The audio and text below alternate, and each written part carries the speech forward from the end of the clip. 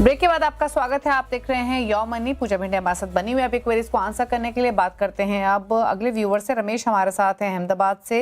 रमेश नमस्कार, बताइए क्या सवाल है आपका। नमस्कार मैम, मैंने अपनी एसआईपी किया है 5 फंड्स में 2,000 का। ओके। तो महीने में 10 है और मेरे फंड है निप्पॉन इंडिया के 2 फंड्स है, मोतीलाल ओसवाल मिड कैप है, बंधन स्मॉल कैप है और एक जेएम फ्लेक्सी कैप है। तो मैं 15 साल तक इन्वेस्ट रह सकता हूँ। तो मुझे बताइए कि सही फंड है और इसमें आगे मुझे क्या करना है।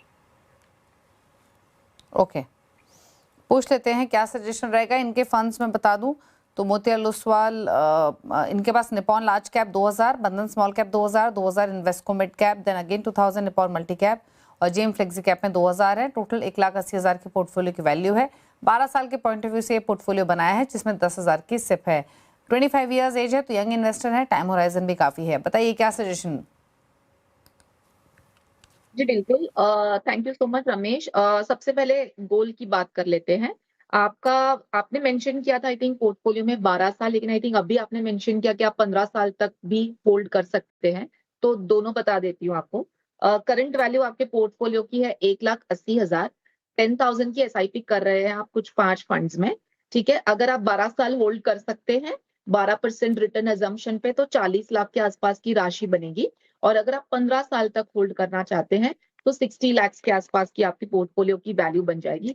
लेकिन हम सबको पता है 10 साल 12 साल के बाद 40 लाख 60 लाख इन सब का भी महंगाई के बाद जो वैल्यू होता है बहुत कम होता है। सो मेरा सजेशन हमेशा यही रहेगा कि आप एसआईपी भले ही अभी 10,000 से कर रहे हैं लेकिन हर साल डिलीजेंटली उसमें 10% 12% जो आप कर सकते हैं उसका आप स्टेप अप करते रहिए। अगर आपने स्टेप अप किया तो आप आराम से, अगर 12 साल वाला जो हमने अमाउंट किया है वो आराम से आप 50-55 लाख तक आप पहुंच सकते हैं, जस्ट बिकॉज अगर आपने उसमें हर साल डिलीजेंटली एसआईपी को बढ़ाया है। मुझे आपकी स्कीम्स में एज सच कोई ज्यादा चेंज नहीं करना है। लार्ज कैप ठीक है निप्पॉन का, मिड कैप आपने मेंशन किया अभी मोतीलाल इन्वेस्को जो भी आपने किया है इन्वेस्को में किया है तो भी कंटिन्यू करें। बंधन स्मॉल कैप कर सकते हैं, निप्पॉन मल्टी कैप भी कर सकते हैं, जेएम फ्लेक्सी कैप कर सकते हैं। हाँ, निप्पॉन मल्टी कैप मेरे हिसाब से अब मैंने आपको चेंज यहाँ पे मैं करना चाहूंगी क्योंकि ऑलरेडी लार्ज मिड स्मॉल हो चुका है एंड उसमें निप्पॉन का ही लार्ज है। सो मल्टी कैप को यहाँ पे स्विच करके मैं चाहती हूँ यहाँ पे एक वैल्यू फंड ऐड कर लें, आईसीआईसीआई प्रूडेंशियल का वैल्यू फंड। बाकी सब ठीक है, आप पोर्टफोलियो को इन्हीं फंड्स को जो आपको बढ़ाना भी है वो इन्हीं फंड्स में आप बढ़ाइए, ज्यादा फंड्स को आप ऐड ना कीजिए। ओके, तो ये रही सलाह आपके पोर्टफोलियो को लेकर जो रेकमेंड की गई है, जिसमें आपको आपके पोर्टफोलियो में जो बदलाव बताए गए हैं उनको आपको फॉलो करना है। पोर्टफोलियो को रिव्यू भी करना है 6 to 12 मंथ्स में एटलीस्ट। 15 साल का होराइजन है, लंबी अवधि के साथ आप चलिए। स्टेप अप करेंगे तो ज़्यादा बेटर रिटर्न भी एक्यूमुलेट कर पाएंगे। थोड़ा सा बदलाव आपको सजेस्ट किया गया है जिसमें निप्पॉन मल्टी कैप से स्विच करने की सलाह दी गई है आईसीआईसीआई प्रूडेंशियल वैल्यू में। जगमोहन का सवाल है, बात करते हैं उड़ीसा से। जगमोहन नमस्कार, बताइए क्या सवाल है आपका। मेरा 7,000 का ऐसा भी चल रहा है। अभी 4 फंड मैंने किया हूँ, उसमें से 10% मैं स्टेप अप कर रहा हूँ हर साल। तो पोर्टफोलियो की वैल्यू कितनी है अभी? अभी 2 लाख है। ओके, 2 लाख की पोर्टफोलियो की वैल्यू। और आपका टाइम होराइजन क्या है? 20 साल। ओके, 20 इयर्स का टाइम होराइजन है। 2 लाख पोर्टफोलियो की वैल्यू है, 7,000 की सिप है, 10% का एनुअल स्टेप अप करेंगे। 4,000 डाल रहे हैं पराग पारिक फ्लेक्सी कैप में, 1,000 डाल रहे हैं ICICI large mid cap, axis small cap और एसबीआई काउंटर में। क्या व्यू रहेगा? जी बिल्कुल जगमोहन जी, सबसे पहले तो बहुत अच्छा पोर्टफोलियो डिजाइन किया and at the same time काफी अच्छा टाइम होराइजन है आपका। 20 साल में अगर 7,000 की एसआईपी को हमें हर साल 10% से स्टेप अप करेंगे तो आपका पोर्टफोलियो कॉर्पस बन जाएगा अप्रोक्सीमेटली 1.5 करोड़ के आसपास।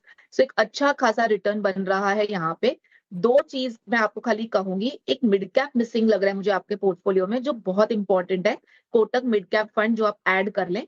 एंड पराग पारेख में आपने 4,000 किया है, बाकी सब में आपने 1,000 किया है। तो मैं चाहती हूँ कि आप आपके फंड को, आपके पोर्टफोलियो को जो एसआईपी अमाउंट है उसको आप इक्वलाइज कर लें, क्योंकि हम अलग अलग मार्केट कैप्स को यहाँ पे डाइवर्सिफाई कर रहे हैं। तो आप इक्वल प्रोपोर्शन में करेंगे तो वो एक अच्छा पोर्टफोलियो बन जाएगा। बस ये 2 चीजें हैं, बाकी आपका पोर्टफोलियो एकदम बराबर है एंड आपका गोल आप 20 साल में 1.5 करोड़ के आसपास बना लेंगे।